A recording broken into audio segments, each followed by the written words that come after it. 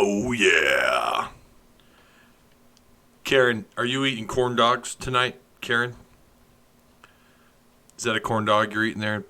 Well timed. Well timed. I will allow it for tonight only. Okay? Smells good. Smells awfully good, Karen. You eat that corn dog. Hey, yo! What is going on, Arkansas? Razorback fans, SEC fans everywhere, welcome. Welcome to the Big Drill Network live show, post-game edition. After beating that LSU corn dog ass. I'm here for it all day long. Sprinkle it into my hand. I love beating LSU. I don't care. I love it. That's payback, man. I mean, Arkansas went on the road in what I believe was the second worst officiated game I've seen all year. It should be yours as well. It's got to be on your short list for one of the worst officiated. Yeah, I know we could talk about and then we wouldn't be talking about, that at the time that would have been what, a quad 1 win. Very, very awesome victory beating LSU. They're quad 2, so I think someone asked that in our Discord. 99-90 is your final. Okay, now let's go over the numbers first before we just go into NCAA tournament talk. All right, let's discuss this. Arkansas's largest lead of the night was 23 points. LSU with a 2-point lead. Obviously, I don't have all their minutes that they played tonight. I don't have that log here in front of me, but 4 of your starting 5 double-digit points tonight. Mason Jones, who was 4 points shy of what would that have been his third 40-point game? Was this his 8th 30-point? So he was 4 points shy of 40, and then he's just a little shy, or he's 6 over his 30-point. Or he had 36. My phone is just blowing up. It's blowing up. Ty didn't get a notification. WTH, man. Sorry if you didn't get notifications, but thank you guys for being here. I appreciate it. Hey, tap that like button, and of course, as always, hit the subscribe button. I appreciate you guys for stopping by. But so another 30-point performance out of him. Unbelievable. Mason Jones, 36. Isaiah Joe was pretty much a non-factor tonight with 11. I mean, it's double digits. He got 3 rebounds. He had an assist, but other than that, kind of just off by his lonesome with Chaney, who had 2 points.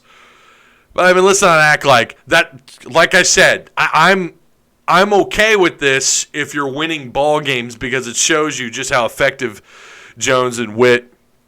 How about Henderson tonight with 10 points? Didn't get into a ton of foul trouble. Hey, he had to have gotten 20-plus minutes tonight, and he didn't foul out, and he didn't even get he didn't get to 4 fouls. He had 3 fouls tonight. Bailey, who had 3 fouls, but with 1 point. So 36 to Mason Jones. Witt was your second leading scorer at 26. Joe at 11. Ethan Henderson with 10. I think that was a season high for him. By the way, 2 offensive rebounds, 6 total rebounds, but it was Witt. Witt with 15 rebounds, 6 offensive rebounds for Arkansas to LSU's 10. They only got out-rebounded plus 5. What was it in the last game? Incredible. Make sure you guys can... Yo, John Hawes, what's going on, man? What was the crowd size tonight? That's a good question. Arky 56. I'm not really sure. If someone has those numbers, feel free to post them in chat. Yo, TTV, yo boy Judd. What's going on, man? How's it going? I already missed Jimmy Witt, says Boss Hog. Isn't that the truth? Man, what a scary game. It's funny because in that first half, it was like throw in the damn towel. LSU's in trouble.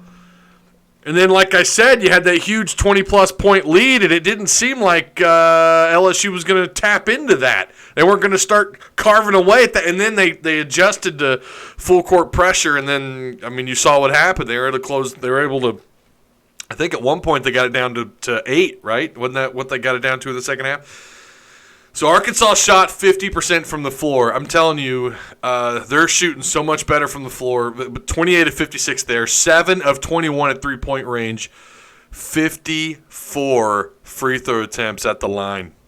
54. They were 36 of 54, so they're just shy of 67%. 66.7 according to ESPN. They got 15 points off their bench. Sills with 13. Sills, I mean, you'll take 2 of 5 out of Sills at three-point range. You'll take that all day long. But he was 3 of 8 at the free throw line, and it got to a point where if he tried to drive the lane and you knew he was going to try and force the foul, try to get a defensive foul, I was like, no, you know what? There's a plus in this because LSU got. Oh, they got so many bad. There were some tacky foul calls on LSU. Let's not sit here and act. I mean, my God, 54 free throw attempts to LSU's 23. If they want to bitch and moan tonight about the fouls, about the officiating, I hate to disagree with them. I hate to agree with them rather, but they might have an argument because there were some. And don't get me wrong, yeah, there were some kind of goofy little slight contact fouls. There was, but for the most part, it seemed like LSU just could not. They were not allowed to touch Arkansas players, especially when they tried to drive the lane. And a lot of their fouls too were stupid. I mean, even the announcers, the SEC guys, SEC Network guys were like, yeah. There's something when they're not going all in on some of the calls, and at least when it comes to Arkansas. It seems like when it comes against Arkansas, they're like, no, Arkansas definitely fouled there. Yeah, definitely. But Arkansas got some home cooking. And I mean, look, that's payback's a bitch. LSU, payback's a bitch. Now, obviously, Arkansas's issue in that game was rebounding more than free throw shooting, but I still think that was one of the worst officiated games, second worst officiated game. And it's what goes around comes around. I don't know what to tell you. Okay? Maybe you don't smell like corn dogs. A stinker. LSU, 31 of 70 from the floor at 44% shooting. Almost 41%. They were 11 of 27 at three-point range, 17 of 23 at the free throw line. They shot 74% there. They got some. They got some bench production, about 26 points from their bench. Leading scorer was Mays with 28. But I mean, they had as early as they got into foul trouble. I think they had someone with 4 fouls. Was it Days who had 4 fouls in the first half? I thought, yeah, they're gonna foul out left and right if this gets to a panic final minute and a half. These guys are gonna drop like flies, and they ended up with only one guy fouling out, Days. I do think there was definitely some makeup calls there in the second half by the SEC officiating. The SEC officiating ruined the pacing for LSU, and it was such an advantage for Arkansas. And I've said this all year long, I think Arkansas is a better team. I just think they're better. Okay, Isaiah Joe, Mason Jones, Jimmy Witt, now you've got Ethan Henderson getting some quality minutes on the floor. What the hell is that about? Amazing performance by him tonight. 10 points, 6 rebounds. He was just four rebounds shy of a double-double. I know that's still quite a bit, but, hey, got to give the kid some credit, all things considered. 2 offensive rebounds tonight for him. Witt with an offensive rebound, Chaney and Seals. They actually attacked the boards, and they boxed out as well as they could. Was impressed by that. But I've said all along, I think Arkansas is a better team. That's where I'm at with it. And I think they proved that tonight with that huge 20-plus point lead. 23 points, I think, was the further than that, but 10 behind Mason. But his effort tonight, his energy, his willingness to put his body on the line. He was crashing the boards. He went after that after turning the ball over, went down the floor and was able to get the ball back. I don't think was it him that turned the ball over or Mason? Probably Mace. How many turnovers did Mace have tonight? I'm going to say 3. Nope, 1. Okay, surprised. Only 1. Arkansas turned the ball over 15 to LSU's 35. No, I'm sorry. 5 turnovers to 10. I was looking at that wrong. I had to think about that out loud. There's no way they turned the ball over 35 times. That'd be like a record. But 10 turnovers. I knew it was more than we had. 10 turnovers to our 5. Ball handling skills by Arkansas, other than when LSU. I'll tell you what really changed the pace of this was them going full court pressure. That completely changed this game and the rhythm of the game. Arkansas, and I really was shocked that they played that aggressive for that long and didn't get as many foul calls. I mean, they were double teaming, making constant contact, whoever was bringing the ball up, and they had to just keep lobbing the ball up in the air. That always scares me. Transition basketball with Arkansas sometimes is scary. But that completely changed the whole rhythm of the second half was LSU's ability to play aggressive defense. They chased them out on the perimeter, wouldn't let anybody take. If you took a shot, it was going to be contested out on the perimeter. You know, they had to do something to switch it up, and they did it. Congrats to Arkansas though for finding a way to get that dub. That was. You knew that they weren't going to hang on to that 20-point lead. That just wasn't going to happen. And someone asked in Discord, why does Arkansas get these big leads or get a decent-sized lead when they do get these decent-sized leads? Why do they slow it down? And I think a lot of that, it always has to do with, it seems like when teams, I think part of it is Musselman understands that when we try to play up-tempo, although Arkansas is fast, they're small, but they're quick. They still struggle with that up-tempo, up and down the court basketball. Like, that's just not really their game. They can do it for a little bit, and they can outgun you. They can force you into some situations defensively that are difficult to deal with their offense. They'll find Mason Jones with that 15-footer. They'll find a way to get him the ball inside or move the ball around inside to get him a good look. They'll do everything they can to get Isaiah Joe open out on the perimeter. Mason Jones has become such a weapon when it comes to driving the lane. We didn't see a lot of that in the first half of the season. We're seeing more and more of that. Thank God. Mason Jones, he drives the lane so well. I'm just so impressed. If he doesn't get the shot, he'll get the foul, and sometimes he gets both. So it's so tricky, and I think the reason why he slows it down is because he understands we can't play. This isn't Mike Anderson up and down the court basketball. This isn't a Nolan Richardson coach team. This isn't Mike Anderson. This is, let's slow it down. Let's get back into our rhythm at our pace, and then we can turn it up there for a little bit. His coaching has been phenomenal. I mean, how badly they got out-rebounded in the first matchup, that was something they keyed in on this week.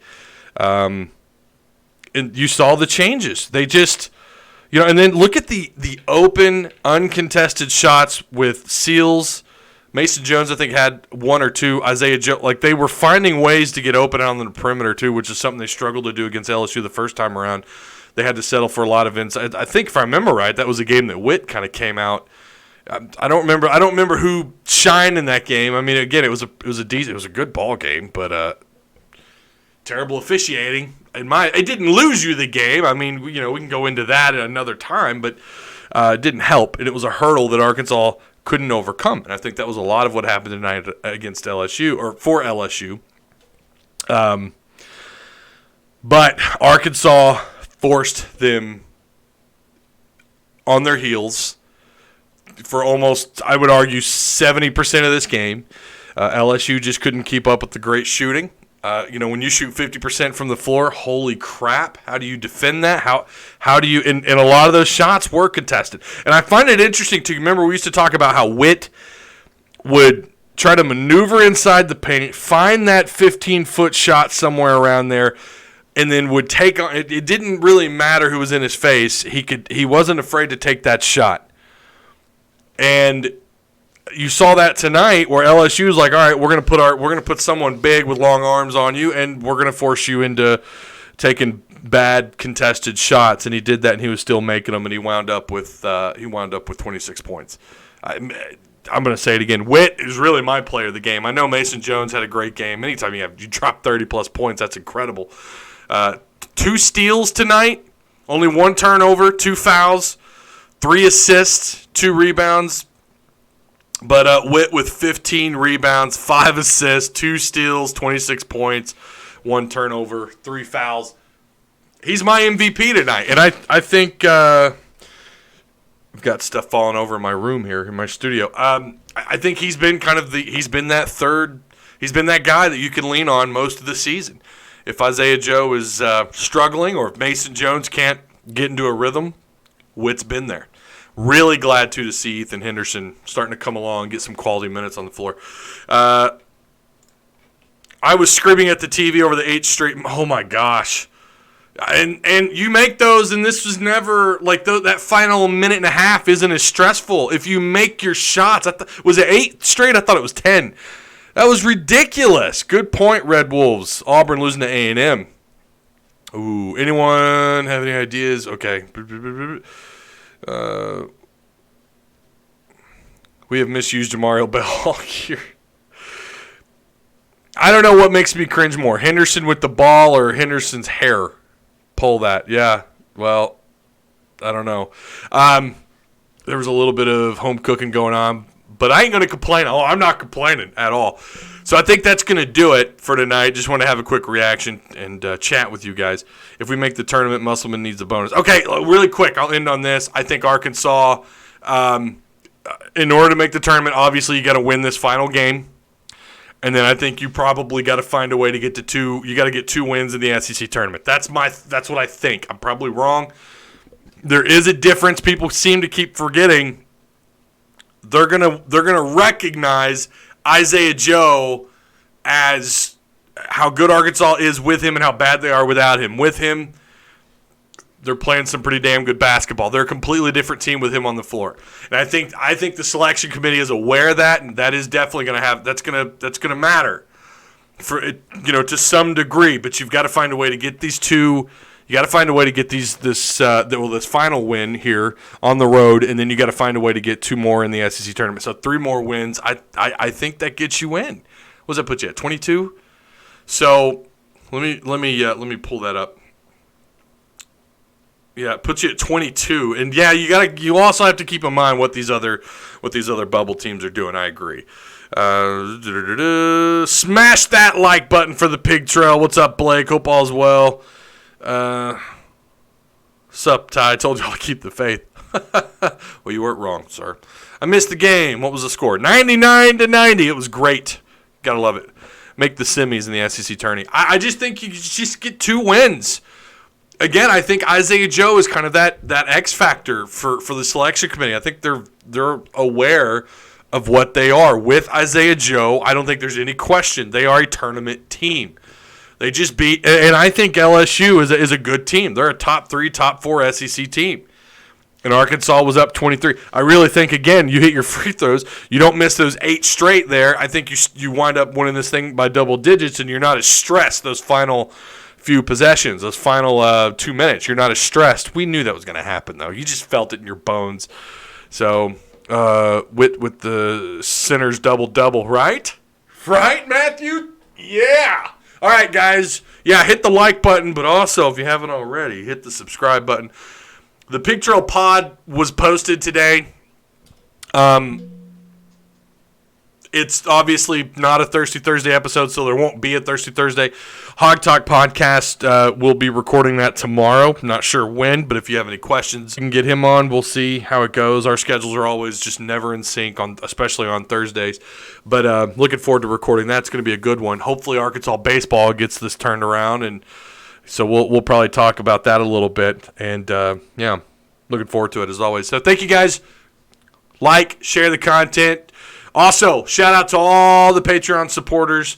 You guys are absolute rock stars. It helps so much, and I do appreciate the Patreon supporters and anybody who's tapped the PayPal link, who have donated to the show. I really do appreciate all of you, and I appreciate all you guys coming through. Man, they were horrible at the line. Yeah, not so good tonight, Mac. I agree. They got to pick that up, especially with the SEC tourney coming up. Got to do a lot better at the free throw line than what you did tonight. I agree. Okay. See you guys. When will I see you? Well, I'll see you soon. I'll see you Friday night, right? Yeah, looking forward to it. Woo pig suey.